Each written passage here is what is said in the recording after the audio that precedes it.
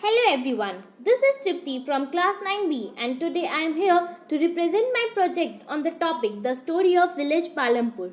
Firstly, I would like to thank my economics teacher Mrs. Seema Kumari to give this golden opportunity to me. Also, I would like to thank my parents as well as my friends who helped me a lot in doing this project.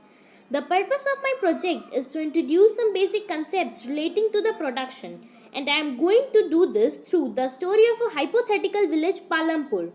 The topics which I am going to highlight in my project are: first, introduction of the village Palampur; second, factors of production; third, green revolution and its consequences; and fourth, the non-farm activities in Palampur.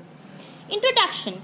Farming is the main activity in Palampur, whereas several other activities such as small-scale manufacturing, dairy, transport, etc. are carried out on a limited scale.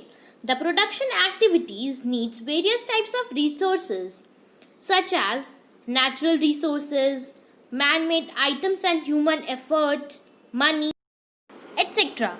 Through the story of village Palampur, I would like to highlight various resources combined to produce the desired goods and services in the village.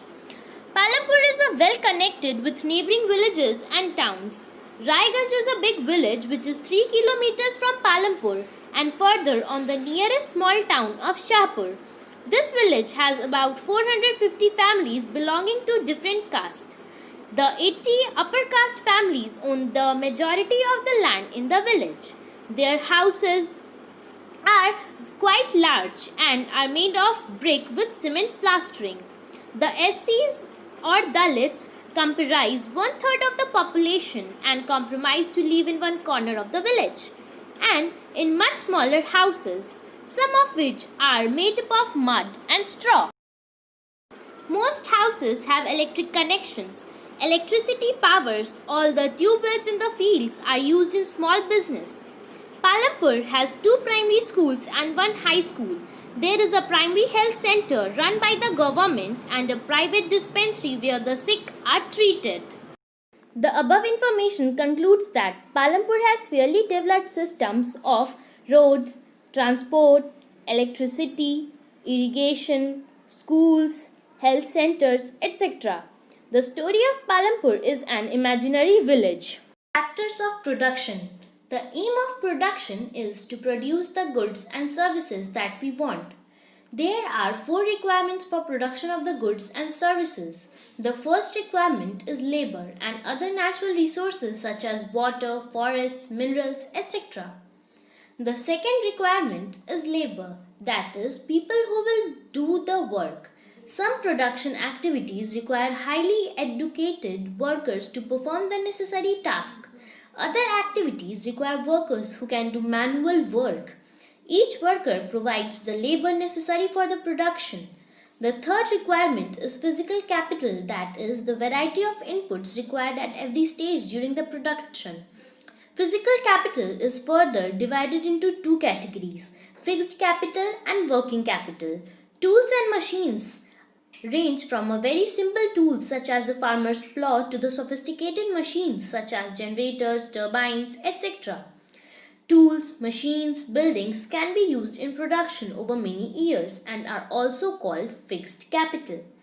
Raw materials and money in hand. Production requires a variety of raw materials such as the yarn used by the weaver and the clay used by the potter.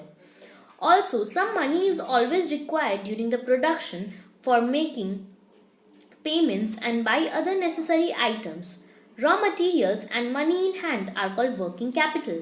Unlike tools and machines and buildings, they are used in the production. The fourth requirement is human capital, which is one of the most important factor of production. Green Revolution. The Green Revolution is also termed as the third agricultural revolution, is a set of research technology transfer initiatives occurring between 1950 and the late 1960s that increased agricultural production worldwide. Beginning most markedly in the late 1960s, the initiatives resulted in the adoption of many technologies, including high-yielding varieties of seeds, of cereals, especially dwarf wheat and rice.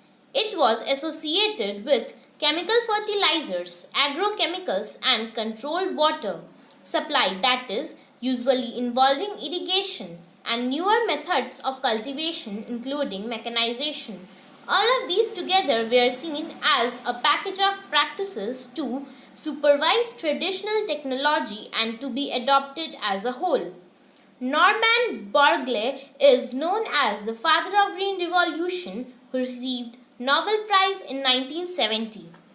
The basic approach was the development of high-yielding varieties of cereal grains, expansion of irrigation infrastructure, modernization of management techniques, distribution of hybridized seeds, synthetic fertilizers, and pesticides to farmers.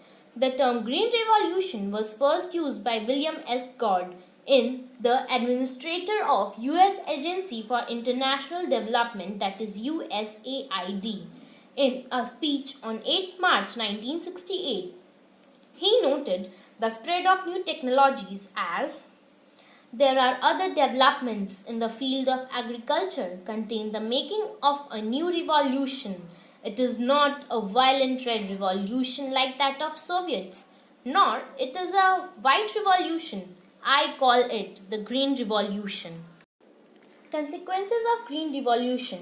The Green Revolution has transferred India to a food grain surplus country from a deficit one. No other activity has such immense impact on the socio-economic development of the people as the Green Revolution. Intensification of agriculture over the years has led to overall degradation of the fragile agro-ecosystem, high cost of production and diminishing economic returns from agricultural practices are affecting the socio-economic condition of farmers. Loss of soil fertility, soil erosion, soil toxicity, diminishing water resources, pollution of underground water, salinity of underground water, increased incidence of human and livestock diseases and global warming are some of the negative impacts of overall adoption of agricultural technologies by the farmers to make the Green Revolution successful. The extent of systematic changes of Green Revolution to the soil, groundwater and ecosystem needs to be quantified. It could lead to irreversible consequence to the life of the people who are benefited once if the timely, adequate and sustainable measures are not taken up to mitigate the harm done by the Green Revolution. Non-farm activities in Palampur. There are 4 major non-farm activities in Palampur. They are dairy, transport, shopkeeping, small-scale manufacturing. All the non-farm activities gives employment to many peoples. It also helps the people in the village to live their life easily and comfortably. At last, I would like to thank all those people who helped me a lot and supported me in finishing my project. Thank you.